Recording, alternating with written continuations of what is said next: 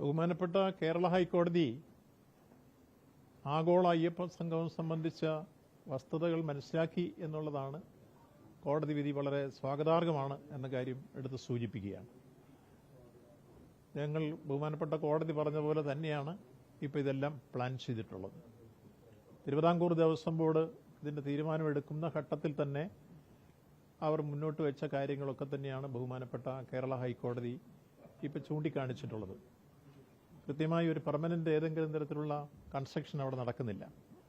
താൽക്കാലികമായി ഉണ്ടാക്കുന്ന ഒരു പന്തൽ, അത് മുമ്പും കഴിഞ്ഞ മകരവിളക്ക് മണ്ഡല മഹോത്സവ കാലഘട്ടത്തിൽ തന്നെ ഏതാണ്ട് 3000 പേർക്ക് ഇരിക്കാവുന്ന വിരിപന്തൽ, അന്നൊരു ജർമ്മൻ പന്തൽ ഉണ്ടാക്കിയിരുന്നു. അത് താൽക്കാലികമായിരുന്നു. അതേപോലൊരു താൽക്കാലിക ജർമ്മൻ പന്തൽ തന്നെയാണ് ഇപ്പോഴും 3000 പേർക്ക് ഇരിക്കാവുന്ന തരത്തിൽ ഉണ്ടാക്കുന്നത്. മുമ്പ് ഉണ്ടാക്കിയത് അതിന് സമയം കഴിഞ്ഞപ്പോൾ അത് പൊളിച്ചു മാറ്റുകയും ചെയ്തു.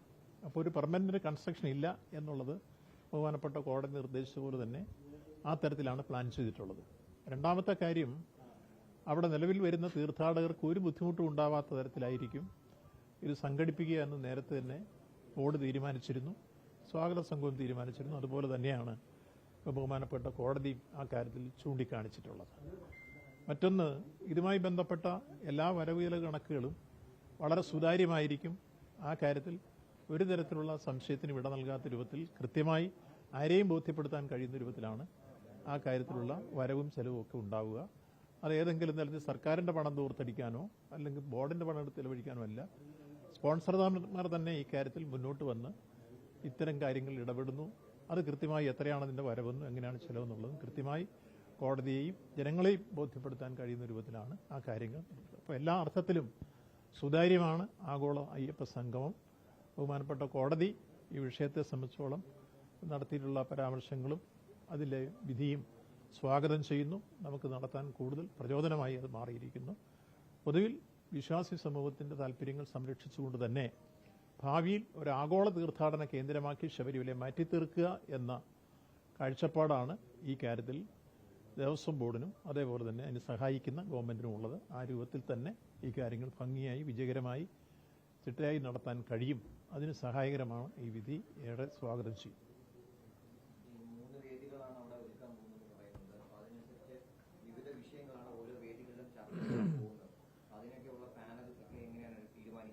അതിപ്പോൾ ഇന്ന് വൈകിട്ട് 4 മണിക്ക് ഞങ്ങൾ വീണ്ടും മീറ്റിംഗ് ഉണ്ട്. അതിലെ പാനൽ തീരുമാനിക്കുകയുള്ളൂ.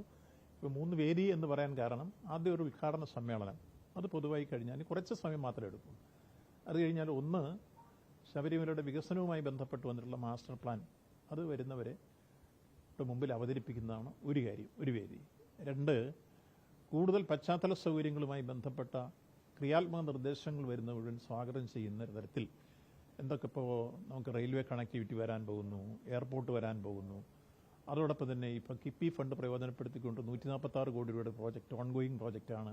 ഏതാണ്ട് 2 ഘട്ടം തീർന്നു കഴിഞ്ഞിരിക്കുന്നു. നിലയ്ക്കലെയും തീർന്നു, എരുമേലിയും തീർന്നു. ഇനി കഴക്കൂട്ടവും അതുപോലെ തന്നെ ആറ്റിങ്കലെയും ചെങ്ങന്നൂരിലെയാണ് തീരുമാനം ബാക്കി തീരാനുള്ളത്.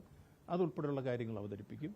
അതോടൊപ്പം തന്നെ വരുന്ന തീർത്ഥാടകർക്ക് ഇന്നും ഉണ്ടാകുന്ന ബുദ്ധിമുട്ട്, പ്രയാസങ്ങൾ ഒക്കെ തരം കാര്യങ്ങളെ സംബന്ധിച്ചോളം അവരുടെ പുതിയ ഏതെങ്കിലും തരത്തിലുള്ള വിഷയങ്ങളുണ്ടെങ്കിൽ അത് എഴുതി തരാനുള്ള അവസരം ഉണ്ടാക്കും. ഇത് 2ാമത്തെ സെഷൻ. 3ാമത്, ആഗോള തീർത്ഥാടന കേന്ദ്രമാക്കി ഇതിനെ മാറ്റുന്ന രംഗത്തേക്ക് ക്രിയാത്മകമായ നിർദ്ദേശം അവരുടെ ഭാഗത്ത് എന്തുണ്ട് അത് സ്വീകരിക്കും. ഇങ്ങനെ 3 തരത്തിലുള്ള വേദി എന്നുള്ള കാര്യം നേരത്തെ തന്നെ ആലോചിച്ചിട്ടുണ്ട്.